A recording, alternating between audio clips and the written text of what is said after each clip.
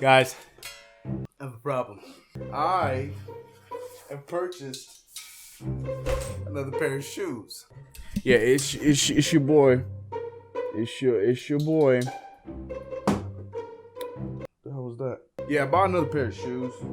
I'm not sure if the girlfriend's gonna be too happy about that. That's a problem for future CK. I can't get the words out. That's how nervous I am.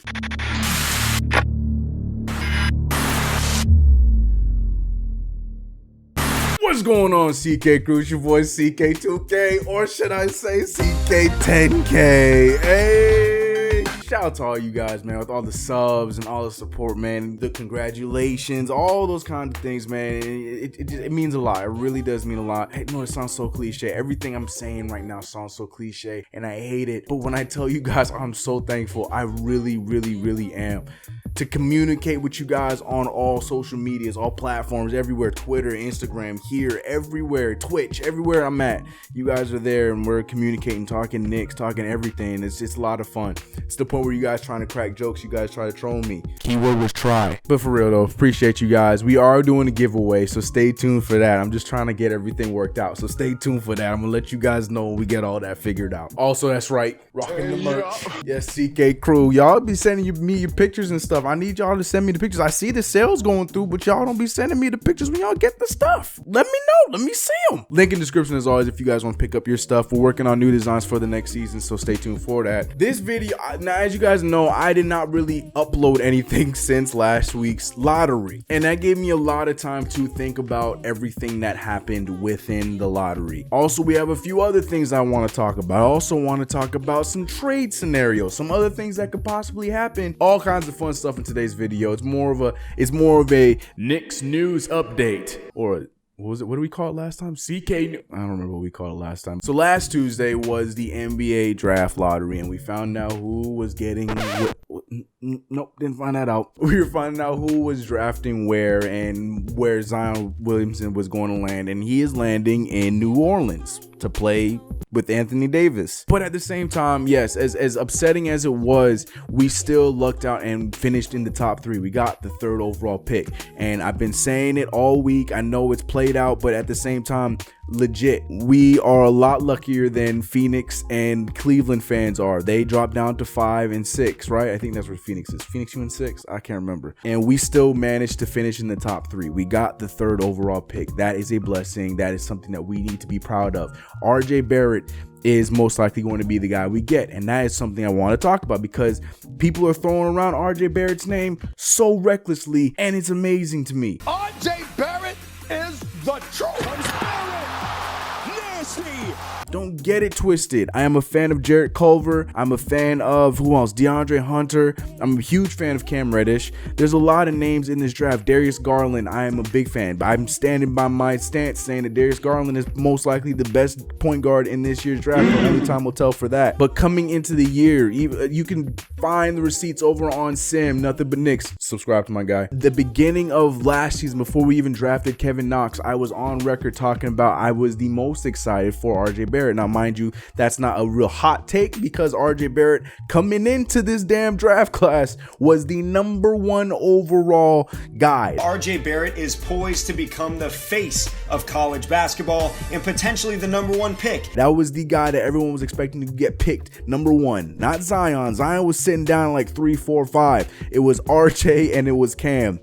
Boy, how times have changed. And now here we are sitting at the 3rd spot where we have the capability to get a guy like RJ Barrett. And I'm hearing all these nitpicky, I want to cuss, but I don't cuss on this channel, talking about, you know, he has tunnel vision. He doesn't do this right. Miss me with all of that nonsense.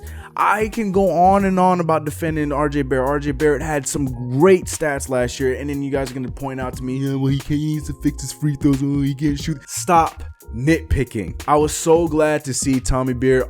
It was today or yesterday, whatever it is for you guys. I love seeing him on MSG to talk about this. He scored 860 points for the year. That's the most by a freshman ever at Duke, and not just by a freshman, but the 2nd most by any player ever. JJ Redick during his senior year was the only player to ever score more points. But no, when I see this dude's game, this guy has played great basketball on every level. He can score on all 3 levels. He can rebound. He can dish the ball. There's just a lot to like there. Yes, Zion Williamson Williamson was the guy that captivated everybody. You see Zion Williamson, he can do all these crazy things. RJ Barrett, why are you shooting when Zion Williamson is the one that should have the ball? Or when Zion Williamson is out, RJ Barrett, you only have 32 points. How did you not get 40? There was so many crazy nitpicking things to me that it just drives me insane. Can also dish the ball, can also rebound, averaged over 4 assists, over 7 rebounds. The 3 other point guards probably go in the first round. Darius Garland, Kobe White out of North Carolina, and Carson Edwards out of Purdue. He averaged more assists than all those guys. We always have this argument, and I have this argument with a lot of people because sometimes I do fall into a place of fit over talent, but it should never be that way. I will openly admit that it is always talent over fit. And for people to tell me that you would seriously take Jarrett Culver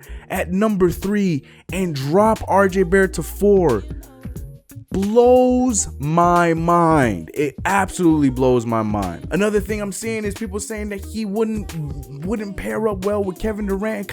What? Best case scenario, KD and Kyrie come.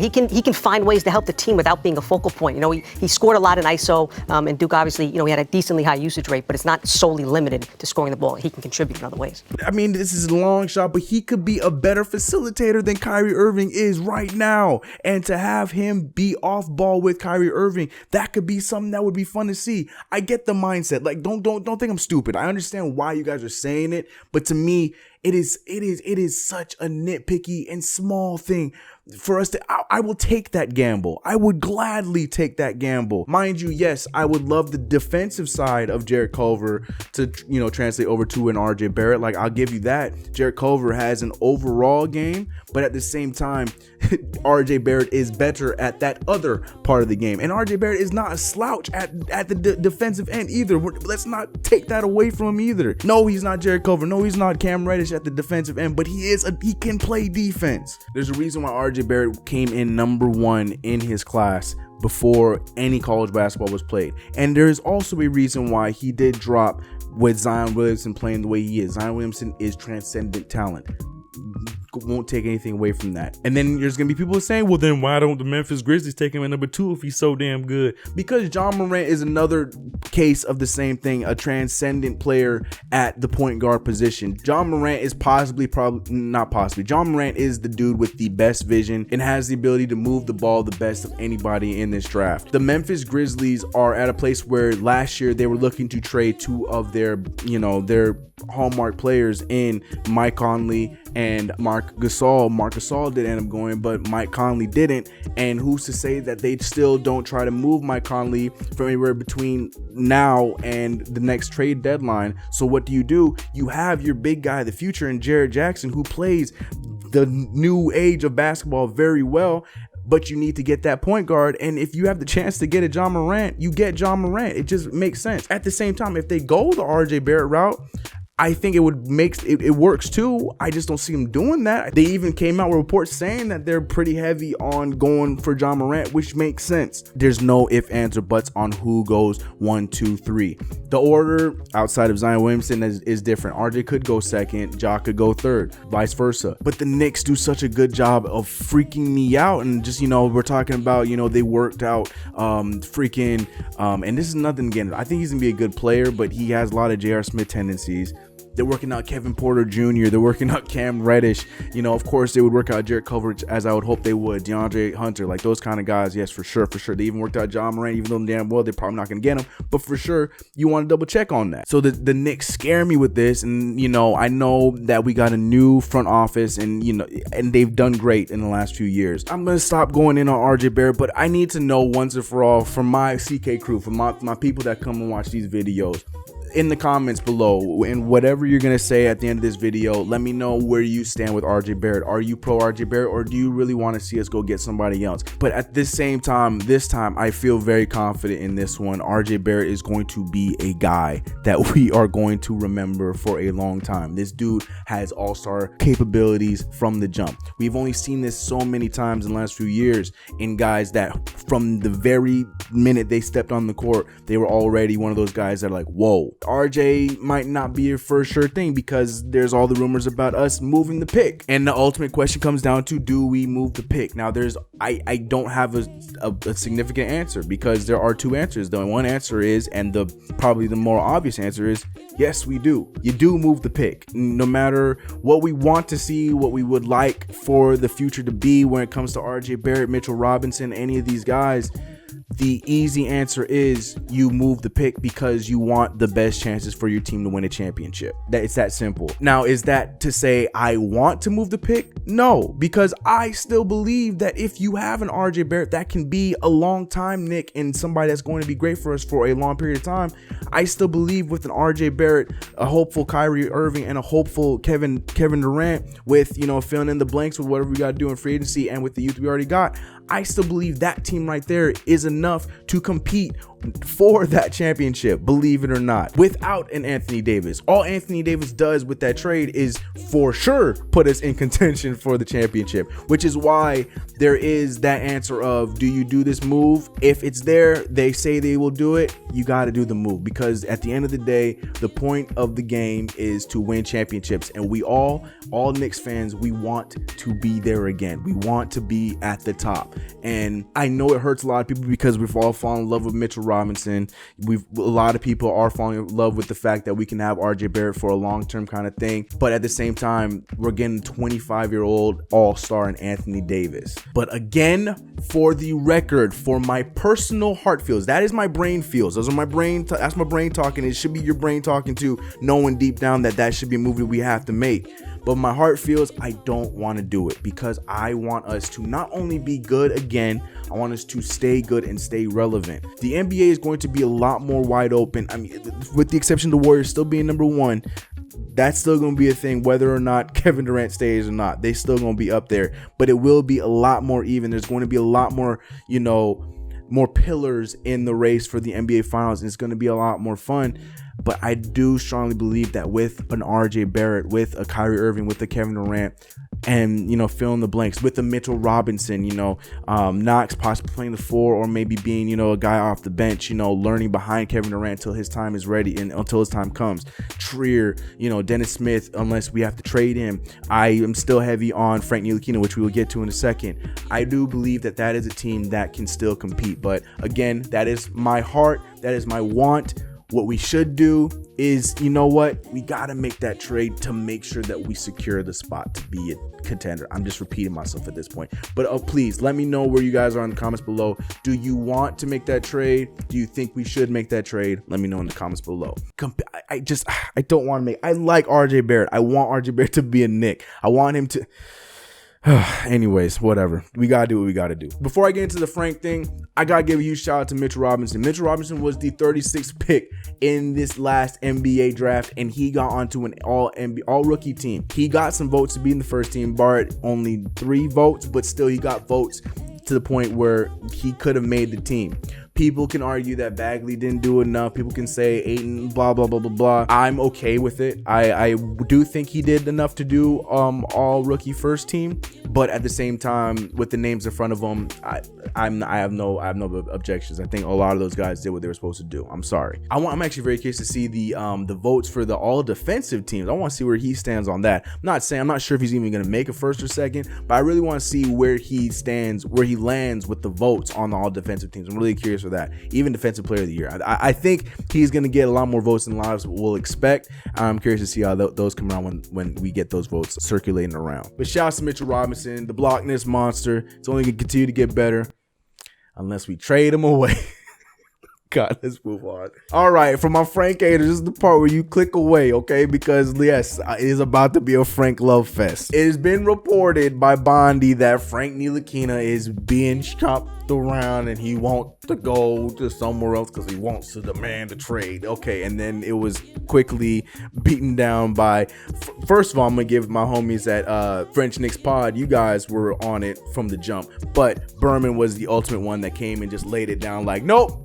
Hear me out. This is what happened. Frank wants to be a Knick. Now, we already know it's no secret that the Knicks are possibly shopping to, try to move him to get another possible first pick in this year's draft, or even a possible asset for the future. And again, I cannot stress enough, I feel like that is a mistake, especially if we get to a point where we do have all of these options for scoring and for offense. You know, whether we make the trade and have Anthony Davis, Kyrie, and KD, or we don't make the trade, we have RJ, KD, Kyrie. Nonetheless, we have a bunch of scoring options to the point where it's then okay for a Frank Ntilikina to come off the bench and average 6 to 10 points a game, if that's even a thing that's going to happen, where his defense is the thing that we need the most. His defense and his facilitating are the things that we need the most from him at this point. I stand by it when I say that Frank Ntilikina is more important to me than a Dennis Smith Jr. I'd much rather have a Frank Ntilikina coming off the bench for Kyrie than a Dennis Smith Jr. because just think of these lineups. You know, you have Frank Ntilikina out there with Kevin Durant in some lineups, or Frank Ntilikina, KD, and Kevin Knox. You know I love you, but your defense ain't on this caliber. These names I'm saying: Mitchell Robinson, Kevin Durant. You know, Frank Ntilikina put lineups with those guys together, and it becomes a thing where Frank isn't a guy where we're looking for him to score like that. We're just, when he gets the open opportunities, or he gets the opportunity to get to the rim, then that's a different story. Get your buckets, do what you gotta do, but it's not as much of a necessity as it was in the past. We just need him to be that Andre Roberson for our team, be a defensive anchor on our team. He becomes a lot more valuable, especially as we're seeing in these playoffs. But we need guys to be picking up these, you know, these guys are to be coming hot. We've seen Frank Ntilikina guard the likes of Steph Curry, James Harden, fill in the blank. Frank Ntilikina has guarded them and did a great job guarding them. So to me, it's just crazy to get rid of that for just another asset when we have a defensive guy right there that now has more time to develop his offensive game, because he's around a bunch of offensive guys where he can just play his game more now than ever before. Call me crazy, okay? But let me know what you guys' thoughts on. I'm not going to keep going on about Frank Ntilikina. To me, it just seems so obvious. We don't need to force our way to starting him now, especially with a hopeful of Kyrie Irving or Kemba Walker. Now it could just be Frank Ntilikina coming off the bench, being that defensive anchor, and, you know, facilitating the ball, because that's something that is so underrated about this dude's game. Knicks fan cheering on his son. Ntilikina, beautiful feed for Enes Kanter. So to me, it's just mind blowing that, you know, we're still thinking about moving him because he can't score. It pisses me off so much. I have been blahing for a long time. I miss you guys. I've been able to do a video in a long time. As you can tell, today is Wednesday, when my upload day was yesterday. Had a lot of stuff going on with work. I hosted on Monday. Go check out the Fumble. Go check me out. Whatever. Do what you want to do. But yeah, man, appreciate you guys so much. We did hit 10K, but the grind does continue, man. All y'all support means the most. The merch, y'all picking up the merch, and it means a lot. Like I said, I got a lot of designs coming for you, so it's gonna be a lot of fun, man. Summer League's right around the corner. The draft is right around the corner. We're gonna do a draft live. It's gonna be lit. We're gonna go to. I'm so excited for this, man. I have too much fun doing this, and you guys make it just that much more fun. So let's just keep grinding together. Let me know all your thoughts about everything I said in the comments below. As always, been your boy CK. You know the deal. Follow me on my socials. Hit the subscribe button if you haven't already. Don't forget to hit the notification bell, man. So when you see the video coming in, you just hit the bell and you're gonna see it right away. It's me, your boy CK. I'm gonna catch you guys in the next video. I'm out of here. Let's get it.